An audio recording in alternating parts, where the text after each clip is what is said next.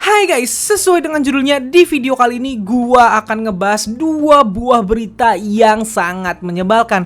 So, nggak usah berpanjang lebar lagi, langsung aja kita masuk ke topik pembahasannya. Berita pertama yang ingin gue bahas di video kali ini adalah update terbaru dari kasusnya BI alias Hanbin. Yap, sepertinya masih banyak yang salah paham terhadap kasus Hanbin ini, dikiranya sudah selesai. Banyak sekali yang DM ke gue yang bilang, "Bang, bukannya kasus Hanbin udah selesai? Bukannya kemarin dia udah dinyatakan negatif? Kenapa kasusnya masih berlanjut?" Nah, ini gue kasih tahu ke kalian, kasusnya memang belum selesai guys. Emang gak jelas persidangannya. Jadi kemarin itu kayak didiemin aja kan, sampai akhirnya Hanbin ini comeback ke dunia entertainment. Dan karena Hanbin udah comeback, kita mikirnya oh mungkin kasusnya udah selesai, udah nggak diperpanjang lagi gitu. Dan begitu dia udah comeback, karirnya udah lumayan dan dia ingin bikin konser lagi, tiba-tiba kasusnya diusut lagi, disidangin lagi. Dan hari ini ada update terbaru dari kasusnya Hanbin ini. Nah, seperti apa beritanya? Mari kita cek dulu faktanya berdasarkan portal berita Pencave di Instagram yang berjudul, "Lewat sidang pertama, jaksa menuntut hukuman 3 tahun penjara serta denda 1,5 juta Korea won untuk BI." Nih ya guys, gua akan bacain dulu berdasarkan portal berita Pencave. Nanti ada lagi dari portal berita lain gitu. Soalnya dari 3 portal berita yang gua baca ada perbedaan sedikit walaupun intinya sama. Nih dari portal berita Pencave dulu, isinya seperti ini. Pada tanggal 26 Agustus, sidang pertama BI mengenai pelanggaran Undang-Undang Pengendalian Narkotika dan lain-lain diadakan di Pengadilan Distrik Pusat Seoul. BI didakwa pada bulan Mei tahun ini karena dicurigai membeli ganja dan LSD pada tahun 2016 dan menggunakan beberapa obat. Pada persidangan tanggal 26 Agustus, jaksa menyatakan BI menggunakan ganja sebanyak 3 kali pada bulan Maret 2016 dan April 2016, dan dia juga membeli LSD sekitar waktu itu. BI berkomentar, "Saya mengakui semua tuduhan ini dan sedang merefleksikan diri." Menjelang sidang, BI juga menyerahkan surat permintaan maaf kepada pengadilan pada tanggal 25 Agustus lalu. Penuntut meminta hukuman 3 tahun penjara bersama dengan denda 1,5 juta won untuk BI. Hukuman akhir akan ditentukan pada sidang hukuman yang dijadwalkan pada 10 September. Nah, jadi itulah isi beritanya guys. Mari kita telaah dulu pernyataan yang dikutip oleh portal berita Pencave ini. Jaksanya bilang BI menggunakan ganja sebanyak 3 kali pada bulan Maret dan April 2016 dan dia juga membeli LSD sekitar waktu itu. BI berkomentar, "Saya mengakui semua tuduhan ini dan sedang merefleksikan diri." Jadi berdasarkan portal berita ini bahwa BI mengakui tuntutan jaksa bahwa dia itu sempat menggunakan narkoba sebanyak 3 kali dan membeli LSD ya. Itu bukan kata gua tapi kata portal berita ini. Itu yang pertama. Lalu selanjutnya gua akan mengutip pernyataan yang ada di portal berita Copamex di Instagram tentang kasusnya BI ini. Nih isi pernyataannya guys. BI dalam pengadilan itu menyatakan, "Di masa lalu aku melakukan kesalahan yang bodoh. Waktu itu aku masih muda dan berpikiran pendek serta sangat bodoh. Aku juga menyakiti perasaan keluargaku. Aku sempat berpikir tidak ingin hidup lagi. Tapi berkat kasus ini membuatku melihat kembali di sekitarku. Aku tidak akan melakukan kesalahan bodoh yang sama seperti ini lagi. Kedepannya aku akan merenungi diri dan melihat diriku ke belakang. Aku ingin melindungi orang-orang yang berharga bagiku." Kuasa hukum BI dalam pembelaannya menyatakan BI mengakui kesalahannya dan merenungi perbuatannya yang menyebabkan kontroversi di masyarakat. Ia melakukan tindak kriminal ketika masih belum lama menginjak usia dewasa. Ia berbuat salah karena penasaran dan salah penilaian. BI tidak punya catatan kriminal setelah debut sebagai penyanyi. Ia sudah sering berdonasi dan menjalani kegiatan sukarela. Keuntungan dari albumnya yang belum lama dirilis ini juga digunakan untuk proyek donasi dan kedepannya akan terus seperti itu. Ayah BI juga ikut mengatakan sepatah kata di persidangan itu, "Kesalahan besar ada padaku karena salah mendidik anak. Aku benci pada diriku sendiri yang dengan bodohnya membanggakan anak. Mohon ampuni putraku yang buruk. Kedepannya aku akan merenungi perbuatanku dan akan mengawasi putra serta keluargaku hingga akhir." Nah, jadi itu adalah isi pernyataan yang dikutip oleh Copamex nih guys. BI di sini merenungi kesalahannya, dia mengakui kesalahannya, dan kuasa hukumnya BI atau pengacaranya BI bilang bahwa BI memang melakukan tindak kriminal ketika masih belum lama menginjak usia dewasa. Tindak kriminalnya adalah menggunakan ganja dan juga membeli LSD yang disebutkan di portal berita Pencave tadi ya. Nah, selanjutnya gua akan mengutip pernyataan dari portal berita kfm.korea di Instagram. Nih isi pernyataan yang ada di portal berita tersebut. Menurut jaksa, BI dinyatakan bersalah membeli ganja dan LSD sejenis narkoba melalui kenalannya A antara April 2016 dan Mei 2015, salah nih 2016 maksudnya, dan diselidiki untuk beberapa obat. Dalam persidangan ini surat dakwaan telah diterima pada 28 Mei dan pengadilan mengirimkan pemberitahuan tanggal persidangan kepada BI melalui kuasa hukumnya. Menurut isi investigasi yang terungkap sejauh ini, BI diketahui telah mengakui beberapa dakwaan. Pada September 2019, BI diperiksa selama 14 jam oleh Badan Kepolisian Provinsi Gyeonggi Nambu dan dikatakan bahwa dia mengaku atas tuduhan menggunakan narkoba. Tuduhan narkoba terungkap melalui isi percakapan KakaoTalk yang dilakukan dengan BI selama penangkapan darurat di rumahnya, di mana terungkap bahwa dia telah menggunakan narkoba bersama Top Big Bang. Nah, jadi itulah pernyataan-pernyataan yang gua kutip dari 3 portal berita di Instagram, yaitu PNCAF, Copamex, dan juga kfm.korea, guys. Intinya sama, tapi yang dikutip adalah hal yang berbeda-beda atau pernyataan yang berbeda-beda.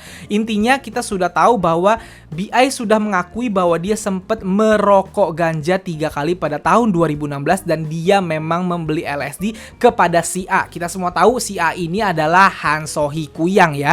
Han So-hee Kuyang ini yang membeberkan kalau BI membeli LSD dari dia. Polisi taunya dari mana? Dari meriksa HP-nya Han So-hee ini waktu dia ketangkep sama Top Big Bang di tahun berapa lupa gua. Nah, itu pokoknya kejadiannya seperti itu. Dan yang perlu kita garis bawahi, guys, ini baru tuntutan, belum putusan akhir atau putusan final. Putusan finalnya akan diputuskan tanggal 10 September nanti gitu. Dan tuntutan BI adalah 3 tahun penjara dan juga denda 1,5 juta won. Nah, jadi itulah isi beritanya, guys. Itu yang bisa gua sampaikan sampai detik ini. Dan jujur ini adalah hal yang cukup mengejutkan buat gua, karena gua udah sempat ngebahas kemarin bahwa BI itu udah sempet dites narkoba lagi, bahkan tes rambut, dan dia terbukti negatif menggunakan narkoba. Tapi ternyata sekarang dia mengakui bahwa dia sempet merokok ganja di tahun 2016 3 kali. Dan untuk LSD-nya dia hanya membeli, dia mengaku tidak menggunakannya karena takut.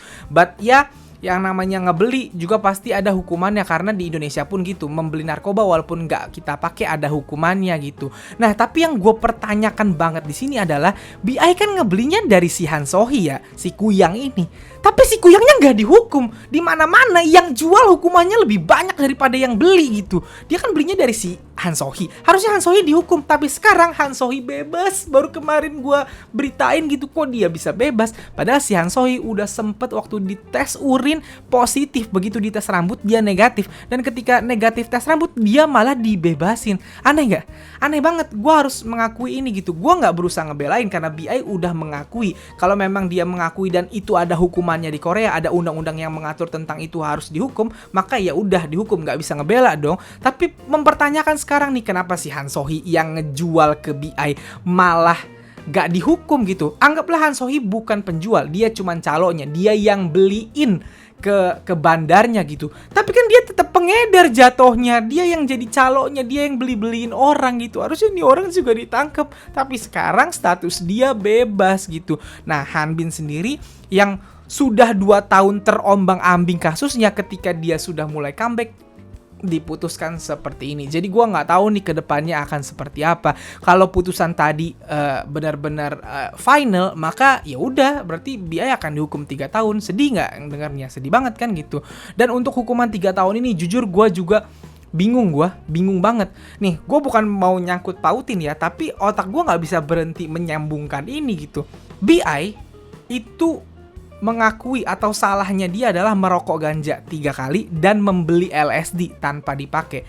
Dia salah, ada hukumannya di Korea. Tapi nih, yang dilakukan dia ini kan bukan sesuatu yang merugikan orang lain. Dia melakukan tindak kriminal, tapi kriminal untuk dirinya sendiri. Dia tidak merusak orang lain. Hukumannya 3 tahun. Tuntutannya 3 tahun. Sangri Big Bang, 9 dakwaan, 9 tuntutan berat-berat, hukumannya 3 tahun. Aneh kan? Gua jadi bingung sama sistem hukum di Korea nih. Ada orang satu doang tuduhannya hukumannya 3 tahun, padahal dia cuman bersalah sama dirinya sendiri. Ada orang yang tuntutannya 9 berat-berat dihukum 3 tahun juga. Apakah Seungri salah? Gue sih kemarin setelah ngebahas kan gue bilang dia cuman mengakui 1. Yang 8 dia nggak mengakui. Gue tuh gini loh, kalau orang salah ya buktiin salah. Kalau salah, ya hukum yang bener. Tapi kalau misalnya nggak salah, jangan dibikin-bikin salah. Kan aneh. Ada orang 1 tuntutannya hukumannya 3 tahun, ada orang 9 tuntutannya berat-berat, hukumannya juga 3 tahun. Aneh banget kan? Ini logika hakim yang mana yang bener? Kalau logika hakimnya BI yang bener, cuman gara-gara 1 kesalahan 3 tahun, harusnya Seungri hukumannya lebih lama. Tapi kalau logika hakimnya Seungri yang bener, 9 dakwaan berat cuma 3 tahun, harusnya BI dihukumnya nggak nyampe setahun, bahkan nggak nyampe 6 bulan. Karena dia cuman make narkoba yang nggak merugikan orang lain. Berarti kan 2 hukum yang menyangkut Seungri dan BI ini kayak bercanda gitu hakimnya kalau berdasarkan logika gua gitu. Gue memang orang nggak ngerti hukum. Ini cuman berpikir gue secara logis aja. Kok kayak bercandaan hukumnya gitu. Ini yang bener tuh apa? Gue kan jadi bertanya-tanya. Ini Seungri salah nggak sebenarnya? Kalau salah, kenapa hukumannya cuma 3 tahun? Kalau nggak salah, kenapa dia dihukum? Nah, untuk BI sendiri juga gitu. Dia salah nggak? Kalau memang salah, apakah hukuman narkoba harus 3 tahun? Udah denda juga lagi 1,5 juta. Jadi yang bener yang mana? Padahal nih, si BI, dia tidak ngebagi-bagiin narkobanya ke orang lain. Dia pakai sendiri aja. LSD-nya nggak dipakai lagi sama dia. Dia cuma merokok ganja lagi. Kenapa dihukumnya sampai 3 tahun? Nah, itu aneh banget gitu. Itu pertanyaan-pertanyaan yang nggak terbersit di otak gue yang nggak masuk akal buat gue, tapi gue nggak tahu harus gimana gitu. Yang sekarang bisa gue lakukan cuman ya mendoakan yang terbaik aja, gimana caranya BI bisa menjalani semuanya dengan baik gitu, dan semoga hukumannya tidak selama itu kalau memang akhirnya diputuskan BI dihukum. Keinginan gue sih sekali lagi dia nggak dihukum, tapi kalau memang harus dihukum mau diapain, itu kan hukum dari negara orang gitu. Nah, jadi itu yang ingin gue bahas di video kali ini. Gimana buat kalian para iconic ID, pokoknya orang-orang yang mendukung BI, menurut kalian kasus ini kayak gimana? Silahkan tuliskan pandangan kalian di kolom komentar, oke? Berita selanjutnya yang ingin gue bahas di video kali ini datang dari the biggest boy band in the world. Siapa lagi kalau bukan BTS. Yap, hari ini tiba-tiba trending di Twitter hashtag Billboard apologize to BTS karena dipicu oleh suatu hal. Apa itu? Mari kita cek dulu faktanya berdasarkan portal berita koreaid.net di Instagram yang berjudul Billboard wawancara BTS. Ini alasan ARMY boykot dan naikkan tagar hashtag Billboard apologize to BTS. Nih isi beritanya guys, majalah Billboard diketahui telah merilis edisi untuk bulan Agustus 2021 yang menampilkan BTS sebagai sampul serta melakukan wawancara bersama idol grup tersebut. Namun ARMY dibuat berang dan kompak boikot majalah tersebut atas berbagai pertanyaan dan artikel yang dituliskan dalam edisi terbarunya. Melalui wawancara tersebut, Billboard menuturkan di atas tekanan ini baik grup maupun agensi berada di bawah pengawasan dengan keberhasilan chart musik BTS baru-baru ini yang menurut penggemar dicapai melalui manipulasi yang bertentangan dengan tujuan tanggal lagu untuk secara akurat menyoroti artis paling populer di dunia. Beberapa mencatat bagaimana penggemar grup yang dikenal sebagai ARMY mengatur diri mereka sendiri di media sosial menggunakan taktik seperti pembelian massal album fisik dan pembelian digital untuk mempengaruhi performance chart. Tanggapi hal ini, RM mengatakan ini pertanyaan yang wajar, tetapi jika ada percakapan di dalam Billboard tentang syarat untuk menjadi peringkat pertama, maka terserah mereka untuk mengubah aturan dan mentitik beratkan streaming untuk rankingnya. Menyinggung kami atau penggemar kami karena mencapai nomor 1 dengan penjualan dan unduhan fisik, saya tidak tahu apakah itu benar. Rasanya kami adalah sasaran empuk karena kami adalah boyband artis K-pop dan kami memiliki loyalitas penggemar yang tinggi. Hal ini membuat penggemar marah karena Billboard membahas mengenai manipulasi tanggal lagu dibanding membicarakan tentang pencapaian BTS. Selain itu, Billboard juga membahas tentang masa wajib militer BTS yang mana mereka sebutkan sebagai berita buruk bagi hype karena BTS merupakan mesin pendapatan perusahaan tersebut. Karena hal tersebut, para penggemar kompak untuk tidak membeli artikel apapun tentang BTS di halaman baru Billboard dan tidak membeli majalah edisi terbaru mereka serta menaikkan tagar hashtag Billboard apologize to BTS di Twitter. Nah, jadi itulah isi beritanya guys. Jadi majalah Billboard edisi bulan Agustus ini baru saja keluar dan majalah ini menampilkan BTS gitu. Dan yang membuat marah ARMY adalah majalah ini justru membahas hal-hal tidak penting gitu. Justru menanyakan hal-hal tidak penting kepada BTS ketimbang membahas prestasinya BTS ini gitu. Mereka malah menanyakan tentang rumor manipulasi chart yang dilakukan oleh ARMY atau penggemar BTS gitu. Katanya ARMY itu memanipulasi dengan cara mengatur diri mereka sendiri di media sosial menggunakan taktik seperti pembelian massal album fisik dan pembelian digital. Intinya mereka mempertanyakan rumor tersebut malah kepada member BTS-nya. RM dengan sangat baik menjawab bahwa ini pertanyaan yang wajar, tapi kata dia kalau tentang syarat dan menjadi peringkat pertama ya terserah mereka mau ngubah aturannya jadi seperti apa gitu. Kalau menyinggung kami dan penggemar ya nggak ada urusannya, kan kita nggak melanggar aturan apa-apa. Intinya kata RM seperti itu gitu. Apa karena mereka boyband dan artis K-pop makanya hal ini jadi dipertanyakan. Dan buat gua pernyataan RM itu udah sangat benar, dan buat gua juga rumor kecurangan ARMY terhadap chart Billboard ini buat gua lucu gitu. Menurut gua nggak ada yang curang, cuman cara yang dipakai ARMY selama ini memang belum pernah dipakai oleh penggemar-penggemar atau artis-artis sebelumnya aja gitu. Karena memang ARMY ini kuat gitu dan mereka mendukung BTS secara apa ya? Secara masif gitu. Jadi ketika misalnya mungkin selama ini di Billboard itu artis-artis yang masuk chartnya adalah artis-artis yang pembelian albumnya atau fisik digitalnya itu secara generik gitu, orang-orang yang mau beli aja gitu. Sedangkan ARMY ini rela berkorban untuk membeli apapun yang dikeluarkan BTS termasuk album fisik dan juga album digitalnya gitu. Ketika ARMY melakukan hal tersebut dianggapnya curang, padahal nggak ada aturan yang melarang itu gitu. Terserah orang mau beli album apa enggak, misalnya seperti itu. Yang namanya curang itu kan kalau lu menyalahi aturan yang ada guys. Misal lu ikut lomba lari, tapi lu malah naik motor nggak lari. Nah itu namanya curang gitu. Selama lu tetap lari, gimana pun cara lari lu, selama itu cepet dan menang, ya menang aja gitu. Nah ini yang dilakukan ARMY. Misalnya tadi untuk mendapatkan chart baik di Billboard harus misalnya pembelian album fisik dan digitalnya bagus atau tinggi gitu. Ketika artis lain misalnya penggemarnya masing-masing beli satu-satu album aja, ketika ada ARMY yang masing-masing ARMY membeli 5 atau 10 misalnya, ya nggak ada yang salah karena nggak ada aturan untuk tidak boleh beli lebih dari satu gitu. Itu misalnya yang dilakukan oleh ARMY. ARMY nggak melakukan kesalahan apapun, cuman mungkin yang dilakukan ARMY memang belum pernah dilakukan sama fans-fans artis sebelumnya gitu, sehingga hal ini jadi kayak manipulasi gitu. Terus ARMY misalnya janjian beli, ngatur di media sosial, kita gini ya, kita gitu ya, ada strateginya gitu. Dan hal tersebut mungkin belum pernah dilakukan oleh fans manapun dan itu dianggap curang.